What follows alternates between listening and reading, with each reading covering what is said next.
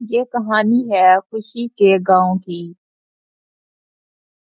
خوشی اپنی نانی کے ساتھ ایک خوبصورت سے چھوٹے سے گھر میں رہتی تھی۔ خوشی اور اس کی نانی کچھ زیادہ امیر نہیں تھے۔ خوشی کے والدین کی عمر تھی کچھ سال پہلے ایک کار ایکسیڈنٹ میں ہو گئی تھی۔ خوشی کو پڑھنے کا بہت شوق تھا، لیکن اپنے گھر کی اخراجات کی وجہ سے وہ پڑھائی چھوڑ کر ایک کیک بیکری میں کام کرتی ہے۔ خوشی کو بہت اچھا کیک بنانا آتا تھا، لیکن خوشی کی مالکن ساوتری بہت ہی لالچی اور گھمنڈی عورت تھی۔ وہ سارا دن خوشی سے خوشی کام کرواتی اور بدلے میں شام کو بہت ہی کم پیسے دیا کرتی تھی۔ پھر کچھ دن بعد خوشی کی مالکن خوشی سے کہتی ہے، خوشی، تمہارا کام گاہکوں کو بہت پسند آ رہا ہے اور وہ لوگ بہت زیادہ کیکس کی ڈیمانڈ کر رہے ہیں۔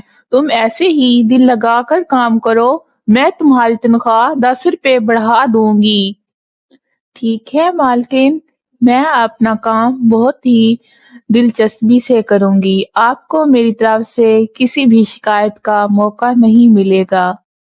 وہ ایسے ہی چند دن اور گزر جاتے ہیں تو خوشی اپنی مالکن سے بولتی ہے، مالکن، مجھے اگلے ہفتے ایک دن کی چھٹی چاہیے، میرا جنم دن آ رہا ہے۔ ٹھیک ہے، تم کر لینا اگلے ہفتے چھٹی، لیکن آج بہت آرڈر آئے ہوئے ہیں، بہت سارے کسٹمرز کے۔ تم جلدی جلدی کام پر لگ جاؤ اور سارے کسٹمرز کے آرڈر شام تک تم نے کمپلیٹ کر کے جانے ہیں۔ سارے کیک جلدی جلدی بناؤ۔ مالکن کی بات سن کر خوشی جلدی جلدی اپنے کام پر لگ جاتی ہے اور شام تک اپنے سارے آرڈر کمپلیٹ کر کر ہی گھر جاتی ہے۔ ایسے ہی دن گزر جاتے ہیں اور ہفتے کی 28 تاریخ آ جاتی ہے اور اس دن خوشی کا جنم دن ہوتا ہے۔ خوشی کی مالکن اس دن بھی اسے کام پر بلا لیتی ہے، لیکن خوشی من ہی من میں سوچتی ہے کہ لگتا ہے مالکن بھول گئی ہے۔ میں دوبارہ مالکن کے پاس جاتی ہوں کام پہ اور ان سے کہوں گی کہ وہ مجھے آج چھٹی دے دیں، میں آج کام نہیں کرنا چاہتی۔ مالکن، میں نے آپ سے آج کی چھٹی لی تھی اور آج آپ نے پھر مجھے کام پر بلا لیا ہے، میں آج کے دن کام نہیں کرنا چاہتی۔ خوشی، تجھے پتا ہے نا کہ میرا آج کتنا نقصان ہو جائے گا اگر تم نے کام نہ کیا۔ آج بھی بہت سارے آرڈرز آئے ہوئے ہیں اور میں تمہیں چھٹی نہیں دے سکتی، اسی لیے چپ چاپ سارے آرڈر کمپلیٹ کرو اور شام میں گھر جانا۔ جہاں بھی جانا ہوگا تمہیں اپنی نانی کے ساتھ گھومنے پھرنے تو شام کے وقت چلی جانا، لیکن ابھی میں تمہیں چھٹی نہیں دے سکتی ورنہ میرا بہت نقصان ہو جائے گا۔ چلو شاباش، کام پہ لگ جاؤ اور جلدی جلدی ہاتھ چلاؤ، بہت ہی کوئی کام چور انسان ہو تم تو۔ خوشی اپنی مالکن کی بات سن کر برے من کے ساتھ اپنا کام مکمل کرنے لگ جاتی ہے اور اپنا کام پورا کر کے خوشی اپنا سارا کام ختم کرنے کے بعد باہر ندی کے کنارے آ کر بیٹھ جاتی ہے ایک بینچ پہ، تو کچھ ہی دیر میں اسے آوازیں سنائی دینے لگتی ہیں، بچاؤ بچاؤ، کوئی ہے میری مدد کرو، بچاؤ مجھے، کوئی ہے میری مدد کرو۔ ارے یہ آواز کہاں سے آ رہی ہے؟ لگتا ہے کوئی مشکل میں ہے، مجھے اس کی مدد کرنی چاہیے، لیکن مجھے کیسے پتا چلے گا کہ یہ آواز کس سمت سے آ رہی ہے؟ یہ آواز جنگل کی سمت سے آ رہی ہے، مجھے جانا چاہیے، لگتا ہے کوئی مشکل میں ہے، مجھے اس کی مدد کرنی چاہیے۔ آواز کی سمت چلتے چلتے خوشی جنگل کی اور چل دیتی ہے تو وہ دیکھتی ہے کہ ایک پری درخت کی اور بندھی ہوئی ہے اور وہ مدد کے لیے پکار رہی ہے۔ تو خوشی پری کو ان رسیوں سے آزاد کرتی ہے تو وہ اپنی اصل روپ میں واپس آ جاتی ہے۔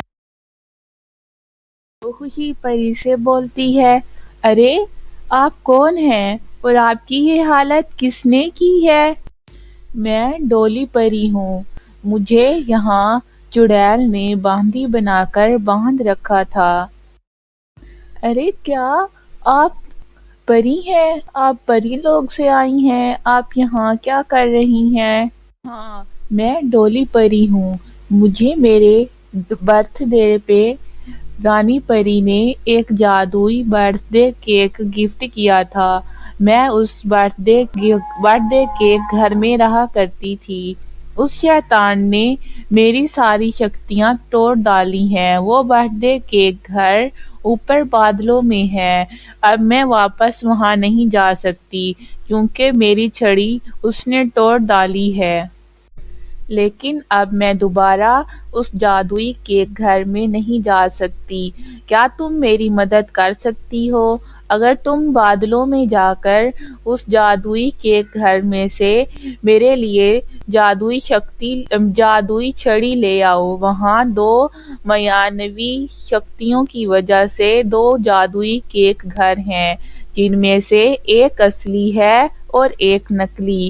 تمہیں اپنی ذہانت سے وہاں سے ایک جو اصلی کیک گھر ہوگا اسے پہچاننا ہوگا۔ اگر تم اسے پہچاننے میں کامیاب ہو گئی تو دوسرا نقلی جادوئی کیک گھر اپنے آپ ہی غائب ہو جائے گا اور جادوئی کیک گھر میں رانی پری کی دی ہوئی ایک اصلی جادوئی چھڑی ہے۔ اگر تم مجھے وہ جادوئی چھڑی لا کر دے دو گی تو میں واپس اپنے جادوئی کیک گھر میں جا سکتی ہوں۔ تو پری کی بات سن کر خوشی اس کی بات مان لیتی ہے۔ لیکن پری، مجھے کیسے پتہ چلے گا؟ اور آپ کے پاس تو پنکھ ہیں، آپ تو اڑ سکتی ہیں۔ میں اڑ کر اوپر کیسے جاؤں گی؟ میرے پاس تو پنکھ ہی نہیں ہیں۔ تو پری اسے ایک سیڑھی دیتی ہے تو وہ اس سیڑھی پر چڑھ کر اوپر جادوئی کیک گھر کے پاس جاتی ہے۔ پتہ چلے گا کہ کون سا کیک گھر اصلی ہے اور کون سا نقلی۔ اچھا، پہلے والا کیک گھر جو ہے وہ کہہ رہا ہے کہ مجھ میں خوشیاں ہی خوشیاں ہیں، جبکہ دوسرا کہہ رہا ہے کہ میں اصلی کیک گھر ہوں، مجھ میں خوشی اور غم دونوں ہیں اور زندگی میں خوشی اور غم ہمیشہ دونوں ہی رہتے ہیں۔ تو اس کا مطلب کہ پہلے والا جادوئی کیک گھر جو ہے وہ نقلی ہے اور دوسرا اصلی۔ پھر دروازہ کھلتا ہے اور وہ اس اصلی کیک گھر میں داخل ہو جاتی ہے۔ خوشی دیکھتی ہے کہ اس میں ہر چیز چاکلیٹ کی بنی ہوئی ہے اور وہاں ایک جادوئی چھڑی پڑی ہے۔ وہ آ کر پری کو وہ جادوئی چھڑی دیتی ہے تو پری کہتی ہے، میں تمہارا عشق لے رہی تھی، میں ہی رانی پری ہوں اور تم میں کوئی لالچ نہیں ہے۔ اگر تم چاہتی تو اس چھڑی کا غلط استعمال بھی کر سکتی تھی، لیکن تم نے ایسا نہیں کیا۔ اب میں تمہیں اس چھڑی کی مدد سے ایک جادوئی کیک دیتی ہوں۔ میں جانتی ہوں کہ آج تمہارا برتھ ڈے ہے اور تم آج بھی اپنے کام پر گئی تھی، اسی لیے میں نے تمہیں یہ جادوئی کیک دیا جس کی مدد سے تم اپنے سارا کام کر سکتی ہو اور اس میں خوشی رہ بھی سکتی ہو۔